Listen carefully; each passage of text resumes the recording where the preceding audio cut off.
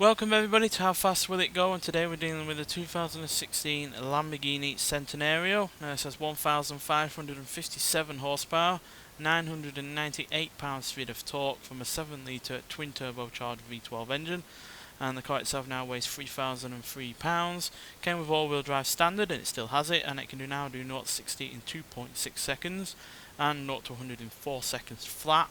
So yeah, easily one of the fastest accelerating cars we've had on this series, as well as being one of the most powerful in terms of horsepower, though it's quite on the low side in terms of torque, which is a little bit worrying. But it has modern aerodynamics, modern brakes, modern tyres, so in terms of handling and cutting as clean a path through the air as possible, it should be pretty solid in that right. But yeah, it's going to be interesting to see what it can do against the two fastest Lamborghinis we've had on this series so far, in the form of the 2012 Aventador and the 2016 Aventador. So yeah, nonetheless, let's get out there and see what this car can do.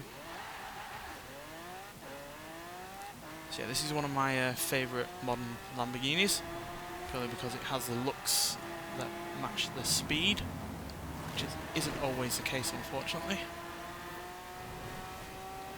We're up to nearly 9,000 RPM. That's 250. Nope, dear, Ford crossing the lane there. I do wish they'd indicate on this game. That's 260. 270. 271. Can you get any more? Seems to be right at the limit there. We might be able to get a little bit more out of this. Handles beautifully, as you'd expect from such a fully upgraded modern Lamborghini. It's really rather relentless in its gaining of speed, which I was worried about given the lack of torque in comparison to other vehicles that we've had on this series. Generally, when a car has this much horsepower, it's at least got more than 1,000 torque to go with it. This, for whatever reason, most likely down to the fact that it's a V12, does not. It doesn't seem to have harmed its capabilities of getting up to a higher rate of speed, because yeah, 271 mile an hour is not shabby whatsoever. Let's see if we can do any better than that on this side of the motorway. But even if we don't, it'd be interesting to see if it can match the speed that it did on the other side, because typically this is the side that has a slower speed that we get up to.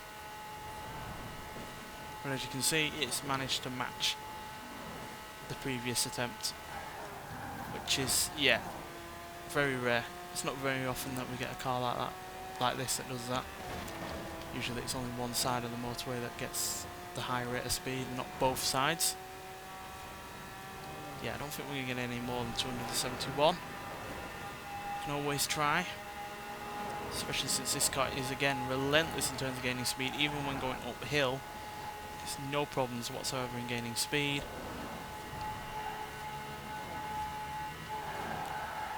Even around that corner, we're doing 266. But yeah, 271 is our final top speed, which isn't quite as fast as the two Aventadors, which, with the 2012 Aventador managing 273 and the 2016 managing 272, but we have nonetheless been able to match the McLaren Speedtail, the Koenigsegg CC8S, the Shelby Monaco King Cobra, the Hot Wheels Twin Mill, Toyota Sprinter Tirreno.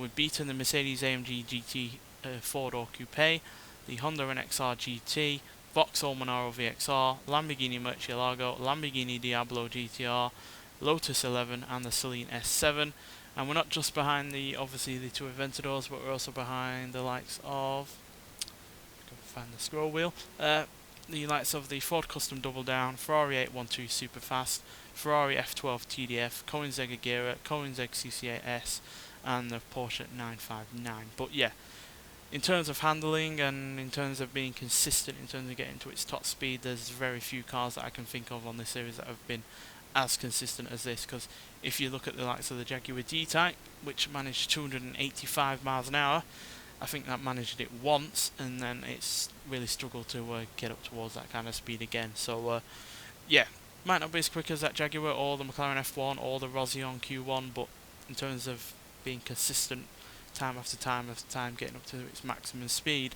Yeah, there's very few cars out there that could match this, especially considering its handling and yeah, the fact it was going around corners at well over 250 miles an hour, which yeah, puts this in a league of its own really.